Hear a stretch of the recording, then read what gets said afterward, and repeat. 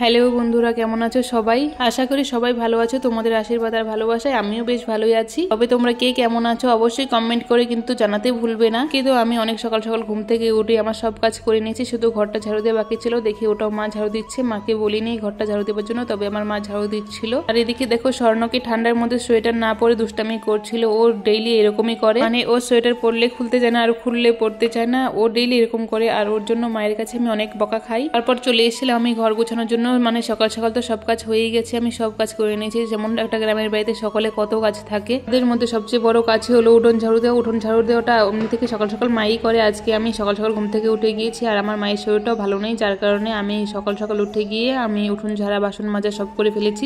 Sorry বাসন মাজিনি, বাসনটা পরে মাজবো। আর বিছানায় এই কভারটা পেরে নিচ্ছি, কারণ সারাদিন আমি এই কভারটাই পেরে রাখি, আর রাতের বেলা এই কভারটা উঠিয়ে ঘুমাই। কেননা স্বর্ণ খুব দুষ্টামি করে, এখন আর ওই ঘরে খেলে না, এই ঘরেই খেলে, যার কারণে এই কভারটা আমি পেরে রাখি। ও খেলতে খেলতে একদম বিছানাটা পুরো বালি বালি করে ফেলে। ডেইলি তো বিছানা ধোয়া সম্ভব না, যার কারণে আমি কভার চেঞ্জ করি এইভাবেই, উপরে কভার একটা দিই। তারপর স্বর্ণকে তো অনেক বুঝিয়ে শুনিয়ে সোয়েটারটা পরালাম। লাইট জ্বলে বলে সোয়েটারটা পরেছিল, কিন্তু দেখো ব্রাশ করতেই চাইছে না। জানি না কেন ও ব্রাশ করতে চায় না। প্রতিদিন ওর ব্রাশ করা নিয়ে নানান বাহানা শুরু হয়ে যায়। ব্রাশ করা আর স্কুল যাওয়া, এই দুটো জিনিসই ওর ভালো লাগে না। আরেকটা আছে বই পড়া, বই পড়তে একদমই ভালোবাসে না। আর এদিকে দেখো কালকে রাতে খেয়েছি দিয়েছি, ঘরটা একদমই গুছাইনি। রান্নাঘরের অবস্থা কিরকম হয়ে আছে এটাই এখন গুছাবো। আর এদিকে স্বর্ণকে তো মাসি চা দিয়ে গেছে, ওর ডেইলি চা না খেলে হয় না। মাসি ওকে ডেইলি লাল চা দিয়ে যায়, দুধ চা ওকে খেতে দিই না, কেননা দুধ চা খেলে অতিরিক্ত গ্যাস হয়ে যায়, যার কারণে ওকে দুধ চা দিই না, লাল চাই খায় ডেইলি। জানি বাচ্চাদের পক্ষে চা খাওয়া খারাপ, কিন্তু কি করবো বলো, মায়ের সঙ্গে থেকে থেকে ও চা খাওয়া এভাবে শিখে গেছে। এদিকে দেখো রান্নাঘরটার কি অবস্থা। রান্নাঘরটা আমি একটু একটু করে পরিষ্কার করে নিচ্ছি, তবু পরিষ্কার হতেই চাইছিল না। মানে এত বাসন জমে আছে, এঁঠো বাসন কালকে রাতে তো মাজিইনি, যার কারণে আজকে এতগুলো বাসন জমেছে। তার মধ্যে আজকের বারটা ছিল আবার শনিবার। শনিবার দিন আমরা এমনি থেকে নিরামিষ খাই, ঘরের সব বাসন ধুয়ে ফেলি, পিড়ি থেকে শুরু করে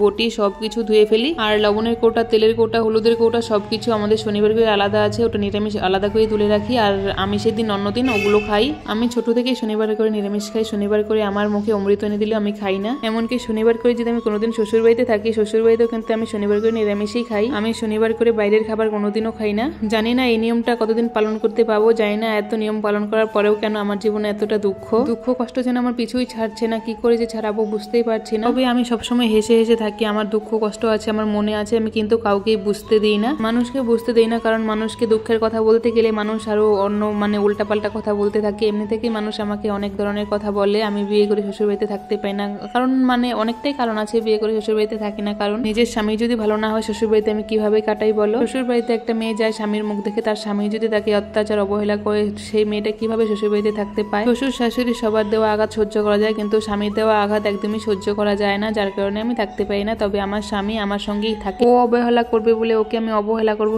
সেটা কখনোই না। ওকে কিন্তু আমি একদমই অবহেলা করি না, ওকে আমি দুঃখও দিই না, বুঝতেও দিই না যে তুমি আমাকে অবহেলা করেছো, কষ্ট দিয়েছো। যখন কষ্ট দেয় তখন সঙ্গে সঙ্গে একটুখানি বলি, তারপর কিন্তু আর বলি না। কেননা আমি সব বিচার ভগবানের কাছে দিয়ে রেখেছি। ভগবান একদিন না একদিন ওকে ঠিকই বোঝাবে, ওকে যখন বোঝাবে তখন ও ঠিকই বুঝে নেবে। এদিকে দেখো আমার মাকে বলেছিলাম বাসন মাজতে না, তবে আমার মা বাসন জোর করে মাজছিল, বলে আমি একা নাকি এত কাজ করতে পারবো না, যার কারণে আমার মা বাসনগুলো মেজে দিচ্ছিল, আমি ধুয়ে নিচ্ছিলাম। আর সঙ্গে সঙ্গে জলগুলো ভরে নিয়েছি, সকালে খাবার জন্য জলগুলো ভরে নিয়েছি। আমরা কিন্তু আমাদের মোটরের জলই খাই, কল থেকে জল বের করে খাই না, কেননা কলের জলে একটু আয়রন আছে, মোটর দিয়ে বের করলে ওই জলটা আয়রনটা একটু কম থাকে। আমাদের গ্রামের সবাই অনেক দূর থেকে জল এনে এনে খায়, তবে আমাদের তো বাড়িতে কোনো পুরুষ মানুষ নেই। পুরুষ মানুষ আছে থেকেও নেই সেরকম, মানে অনেকটা বিষয় আছে, সেটা বুঝেও বোঝানো যাবে না। তারপর বাসন কোসন ধোয়া হয়ে গেলে আমি চলে এসেছিলাম এখানে। শনিবার যেহেতু আমাদের ঘর মুছতে হবে, গ্যাস টেস মুছে আমি এদিকে ঘর মুছে নিচ্ছিলাম। এমনি থেকে শনিবার করে ঘরটা মাই মুছে, আজকে মায়ের শরীরটা খারাপ, যার কারণে আমি মুছে নিচ্ছি। আমি রান্নাঘর একদমই মুছি না, আমি থাকার ঘরটা মুছে নিই। আর রান্নাঘরের ডিউটিটা মায়েরই থাকে, তবে আজকে মায়ের শরীরটা খারাপ বলে আর রান্নাঘরের ডিউটিটা আমি নিয়ে নিয়েছিলাম। তারপর স্বর্ণ আজকে ঘুম থেকে উঠেই বলছিল খুব খিদে পেয়েছে, কিন্তু শনিবার কারণে গ্যাসটা মোছা ছিল না, যার কারণে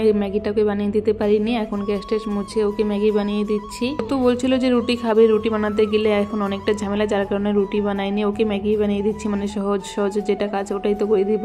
আর রুটি তো ভালো খেতেও চায় না, যার কারণে ম্যাগি বানিয়ে দিয়েছি। আর দেখো ম্যাগি খাবার জন্য এসে বসে গেছে। ও ম্যাগি খেতে ভীষণ ভালোবাসে, ভাত তো একদমই খেতে চায় না। আর ম্যাগি তো দেখেই ওর পছন্দ হয়ে যায়, খাম শুরু হয়ে যায় ম্যাগি দেখলেই ওর। আমি ওকে বলছিলাম ম্যাগিটা গরম খেতে পারবি না, কিন্তু ও কিছুতেই শুনছিল না। ও বলছিল তাড়াতাড়ি খাইয়ে দাও, তাড়াতাড়ি খাইয়ে দাও, কিন্তু আমি তো দিকে চা বানাচ্ছি, যার কারণে ম্যাগিটা দিয়ে দিলাম ওর বাবার কাছে। ওর বাবা ওকে আস্তে আস্তে খাইয়ে দিচ্ছে। ওর বাবার হাতের ব্যথাটাও এখন অনেকটাই কমে গিয়েছে, যার কারণে এখন ওর বাবাই খাইয়ে দিচ্ছে। আর এদিকে তো আমার চা বানানো হয়ে গেছে, লাল চা করেছি। আমরা তো দুধ চা খাই না, আমি দুধ চা একদমই খেতে পছন্দ করি না। আমি তো এমনি থেকে চা খাই না, এখন ঠান্ডার দিন বলে হালকা পাতলা চা খাই। চা খাওয়া হয়ে গেলে স্বর্ণর বাবাকে বললাম একটা পেঁপে পেরে দাও, কেননা ডাল করবো আজকে শনিবার যেহেতু নিরামিষ, কি রান্না করবো, যার কারণে ডাল করবো। ডালের মধ্যে পেঁপে দিব, পেঁপে দিলে ডালটা খেতে একটু ভালো লাগবে। খালি ডাল খেতে আমার একদমই ভালো লাগে না, যার কারণে একটু পেঁপে দিয়ে নেবো। তারপর আমি চায়ের বাসনগুলো মেজে নিচ্ছি আর মায়ের সঙ্গে হাসছিলাম। মা স্বর্ণ দুষ্টুমি কথাগুলো বলছিল আর আমি হাসছিলাম। দেখো মা আমার পিছনে এসেই দুষ্টুমি কথাগুলো শেষে বললো। আমার স্বর্ণ কিন্তু ছোট থেকেই খুব দুষ্টুমি করে। ও যখন জন্ম হয়েছে মানে তখন থেকে যেমন ও দুষ্টু দুষ্টু ভাব এরকমই ছিল, একটু চঞ্চল, অনেকটা মানে দুষ্টু ছিল। হাত পা গুলো একদম ছোট ছোট ছিল। ও জন্মের পর কিন্তু জন্ডিস ছিল, যার কারণে ও 4 দিন এমনি থেকে এসএনসিইউতে ভর্তি ছিল। তারপরে ও দুষ্টুমি করে যাচ্ছিল। যাই হোক, ওকে পেয়ে এখন আমি খুশি, অনেক খুশি। ও বড় হবে, ভালো হবে, একদিন না একদিন অবশ্যই ভালো হবে, সেই আশাতেই আছি। তারপরে দেখো আমি এদিকে রান্নাও বসিয়ে দিয়েছি। রান্না প্রায় আমার হলো হলো ভাব, আর মাকে দিয়েছি সবজি বানানোর জন্য। মার শরীরটা ভালো না, তবুও বলেছি আমি কেননা একা হাতে এতগুলো পেরে সারবো না, যার কারণে মাকে বলেছিলাম। আজকে আমার মায়ের শরীরটা ভীষণই খারাপ। আজকে থেকেই শরীরটা অসুস্থ না, মার শরীরটা তো এমনি থেকে অনেকদিন থেকে অসুস্থ, জানো তো। আজকে প্রায় 1 বছর হতে চললো, মায়ের কোমরটা ভেঙে গেছে। তারপরে আজ 4 দিন হলো, 4 দিন থেকে জ্বর একদমই কমছে না। তবু মানে ওষুধ খাওয়াচ্ছি, ওষুধ কিনে এনে দিয়েছি, তবু কমছে না। আর প্রাইভেট ডাক্তার দেখানোর মতো টাকা পয়সা তো আমাদের কাছে নেই, সেরকম টাকা পয়সা নেই। জানোই তো আমার ভিডিওগুলো কোয়ালিটি বা ভিডিও দেখেই তোমরা বুঝো আমরা কিরকম মানে গরিব লোক। আমরা কিন্তু খুবই গরিব, আমাদের মানে গরিবটা তুলনা করা যায় না। আর এদিকে দেখো স্বর্ণ একা একা কি সুন্দর বসে বসে খেলছে। মায়ের শরীরটা খারাপের জন্য মায়ের কাছেও যায়নি, একা একাই সুন্দর করে খেলছিল। আমি তো ভেবেছি ও মায়ের কাছে আছে। এখন মায়ের কাছে, মাকে জিজ্ঞাসা করলাম, মা তোমার কাছে স্বর্ণ আছে? মা বললো তো নেই, যার কারণে আমি একদম সরাসরি নতুন ঘরে চলে এসেছি। জানে আমি ও এখানেই থাকবে, কোথাও না থাকলে।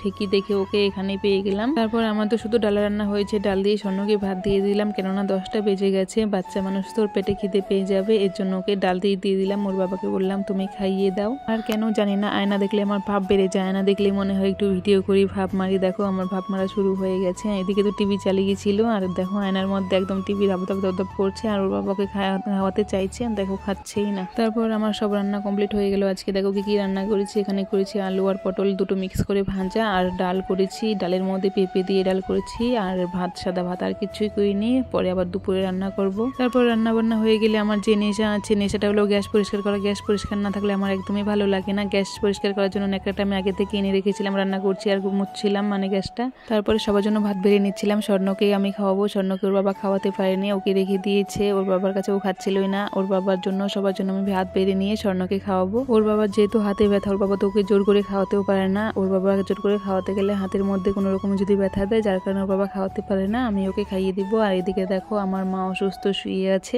আমার মায়ের খুবই জ্বর উঠেছিল, যার কারণে এই দুপুরবেলা রোদের সময় কাঁথা গায়ে দিয়ে শুয়ে আছে। এদিকে দেখো স্বর্ণ খাচ্ছিল না, একা একা মোবাইল টিপছিল। খাওয়া দাওয়া ওর বাবা ওকে রেখে চলে গিয়েছে বাইরে, ওর দুষ্টুমি সহ্য করতে না পেরে। তো বন্ধুরা, আজকের আমার এই ছিল ভিডিও। কেমন লাগলো অবশ্যই বলবে। Thank you.